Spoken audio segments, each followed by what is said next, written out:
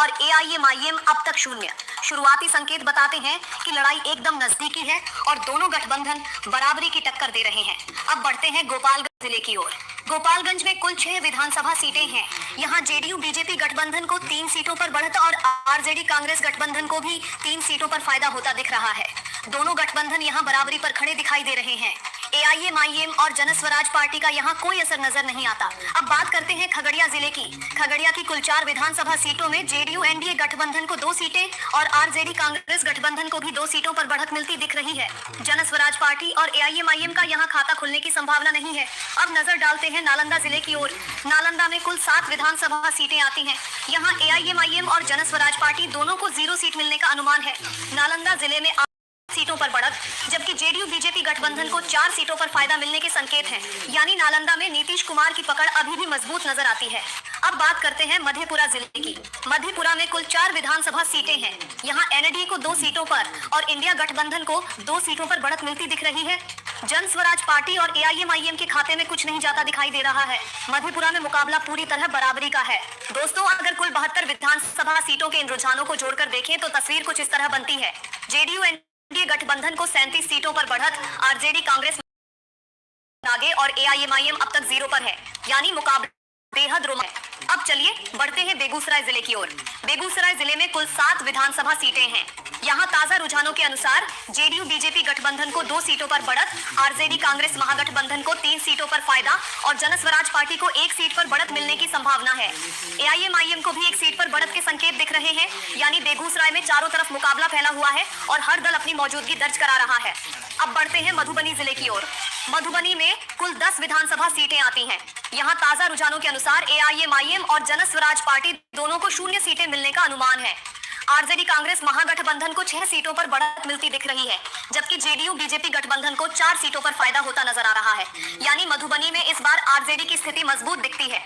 अब नजर डालते हैं सीतामढ़ी जिले की ओर। सीतामढ़ी में कुल 8 विधानसभा सीटें हैं। यहाँ जेडीयू एनडीए गठबंधन को 4 सीटों पर और आरजेडी कांग्रेस महागठबंधन को भी 4 सीटों पर बढ़त मिलती दिख रही है। दिलचस्प होता जा रहा है। अब बढ़ते हैं कटिहार जिले की ओर। कटिहार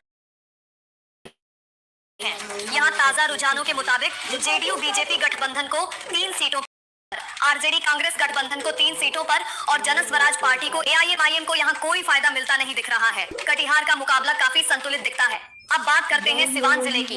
सिवान में कुल 8 विधानसभा सीटें आती हैं। यहाँ ताजा रुझानों के अनुसार जेडीयू बीजेपी गठबंधन को 3 सीटों पर और आरजेडी कांग्रेस गठबंधन को 5 सीटों पर बढ़त होने का अनुमान है। एआईएमआईएम और जनस्वराज पार्टी का यहाँ खाता खुलता हुआ नजर नहीं आता। सिवान में महागठबंधन की स्थिति मजबूत दिखती है। अब बढ़ते हैं सहरसा जिले की ओर। सभी 4 विधानसभा सीटों में जेडीयू बीजेपी गठबंधन और आरजेडी कांग्रेस गठबंधन दोनों को 2-2 सीटों पर बढ़त मिल सकती है। जनस्वराज पार्टी और एआईएमआईएम को यहाँ कोई फायदा होता नहीं दिख रहा है। यानी यहाँ टक्कर का मुकाबला है। अब देखते हैं कुल 116 सीटों के रुझान, जहां अब तक जेडीयू बीजेपी गठबंधन को 55 सीटों पर, आरजेडी कांग्रेस गठबंधन को 54 सीटों पर बढ़त मिलती नजर आ रही है। जनस्वराज पार्टी 6 सीटों पर आगे और एआईएमआईएम 1 सीट पर बढ़त में है। तस्वीर एकदम कांटे की बन चुकी है। अब बढ़ते हैं वैशाली जिले की ओर। वैशाली में कुल 8 विधानसभा सीटें हैं। जनस्वराज पार्टी को 1 सीट पर और एआईएमआईएम पर रुझान मिलते दिख रहे हैं। आरजेडी कांग्रेस गठबंधन को 3 सीटों पर और नीतीश कुमार की जेडीयू बीजेपी गठबंधन को 4 सीटों पर बढ़ने की संभावना है। यहाँ मुकाबला बेहद नजदीकी रहने वाला है। अब बात करते हैं जहानाबाद जिले की, जहाँ कुल 3 विधानसभा सीटें हैं। यहाँ एआईएमआईएम और जनस्वराज पार्टी दोनों को 0 सीट मिलने का अनुमान है। आरजेडी कांग्रेस गठबंधन को 1 सीट पर और जेडीयू बीजेपी गठबंधन को 2 सीटों पर बढ़त मिलने की संभावना है। अब बढ़ते हैं भागलपुर जिले की ओर। भागलपुर में कुल 7 विधानसभा सीटें हैं। ताजा रुझान बताते हैं कि एआईएमआईएम इस जिले में अपना खाता खोल सकती है। जनस्वराज पार्टी को 1 सीट पर फायदा, आरजेडी कांग्रेस महागठबंधन को 3 सीटों पर और जेडीयू एनडीए गठबंधन को 3 सीटों पर बढ़त मिलने की संभावना है। भागलपुर में संतुलित मुकाबला दिख रहा है। अब आते हैं नवादा जिले पर।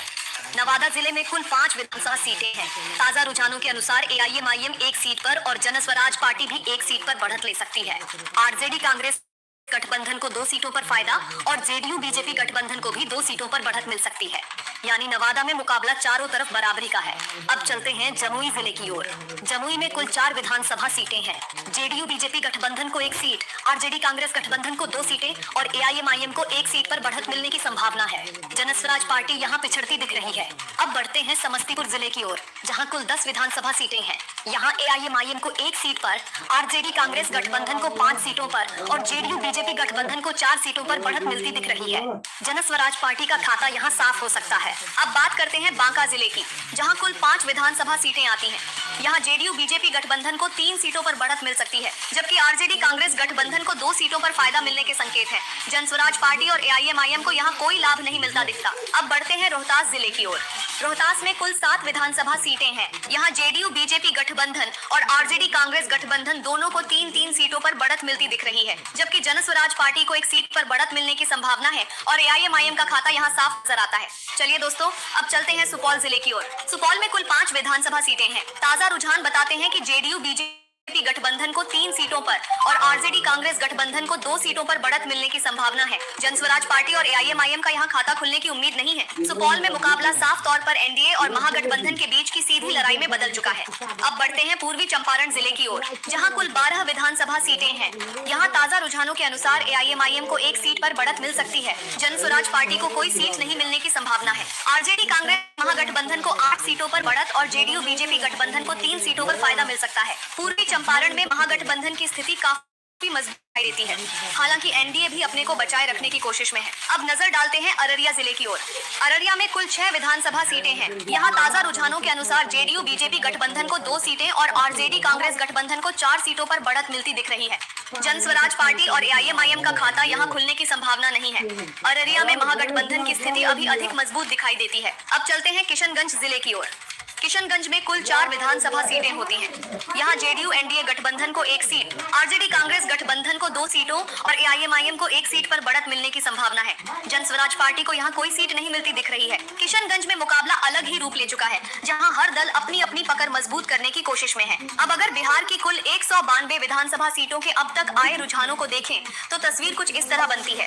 जेडीयू बीजेपी गठबंधन को 86 सीटों पर, आरजेडी कांग्रेस गठबंधन को 91 सीटों पर, जनस्वराज पार्टी को 9 सीटों पर और एआईएमआईएम को 6 सीटों पर बढ़त मिलती नजर आ रही है। यानी मुकाबला अब और रोमांचक हो चुका है और दोनों बड़े गठबंधन एक दूसरे से बस कुछ ही सीटों के अंतर पर टिके हैं। अब बढ़ते हैं अरवल जिले की ओर। अरवल में कुल 2 विधानसभा सीटें हैं। यहाँ ताजा रुझानों के अनुसार दोनों सीटों पर आरजेडी कांग्रेस गठबंधन को बढ़त मिलती दिख रही है। जेडीयू बीजेपी गठबंधन, जनस्वराज पार्टी और एआईएमआईएम का यहाँ खाता खुलने की संभावना बहुत कम दिख रही है। अरवल में मुकाबला पूरी तरह महागठबंधन के पक्ष में है। अब बात करते हैं मुंगेर जिले की। मुंगेर में कुल 3 विधानसभा सीटें हैं। जेडीयू बीजेपी गठबंधन को 1 सीट पर और आरजेडी कांग्रेस गठबंधन को 2 सीटों पर बढ़त मिलने की संभावना है। एआईएमआईएम और जनस्वराज पार्टी को यहाँ कोई फायदा होता नहीं दिख रहा है। अब बढ़ते हैं सारण जिले की ओर। सारण में कुल 10 विधानसभा सीटें आती हैं। एआईएमआईएम को 1 सीट पर, जनस्वराज पार्टी को भी 1 सीट पर बढ़त मिलने की संभावना है। आरजेडी कांग्रेस महागठबंधन को 7 सीटों पर और जेडीयू बीजेपी गठबंधन को केवल 1 सीट पर फायदा मिलता दिख रहा है। सारण में महागठबंधन का प्रभाव काफी मजबूत नजर आता है। अब अगर कुल 207 सीटों के रुझानों को मिलाकर देखें तो तस्वीर इस प्रकार बनती है।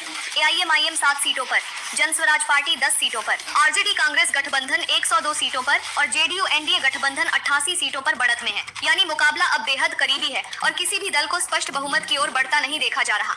अब बढ़ते हैं शेखपुरा जिले की ओर। शेखपुरा में कुल 2 विधानसभा सीटें हैं। यहाँ जेडीयू एनडीए गठबंधन को 1 सीट पर और आरजेडी कांग्रेस महागठबंधन को भी 1 सीट पर बढ़त मिलती दिख रही है। जनस्वराज पार्टी और एआईएमआईएम का खाता यहाँ खुलने की संभावना नहीं दिखाई देती। शेखपुरा का मुकाबला एकदम बराबरी पर है। अब नजर डालते हैं विधानसभा सीटें हैं। यहाँ ताजा रुझानों के अनुसार एआईएमआईएम का खाता खुलने की संभावना बहुत कम है। जनस्वराज पार्टी 1 सीट पर बढ़त में दिखती है। आरजेडी कांग्रेस गठबंधन को 8 सीटों पर मजबूत बढ़त मिलती दिखाई दी है, जबकि जेडीयू बीजेपी गठबंधन को 2 सीटों पर फायदा होता नजर आता है। मुजफ्फरपुर में एनडीए को सबसे ज्यादा नुकसान होने की संभावना है। अब आते हैं पूर्णिया जिले पर। पूर्णिया जिले में कुल 7 विधानसभा सीटें हैं। यहाँ जेडीयू बीजेपी गठबंधन को 2 सीटों पर और आरजेडी कांग्रेस गठबंधन को 5 सीटों पर बढ़त मिलती दिख रही है। जनस्वराज की और एआईएमआईएम का यहाँ खाता खुलने की संभावना नहीं है। पूर्णिया में महागठबंधन की स्थिति मजबूत दिखती है। अब बढ़ते हैं पश्चिमी चंपारण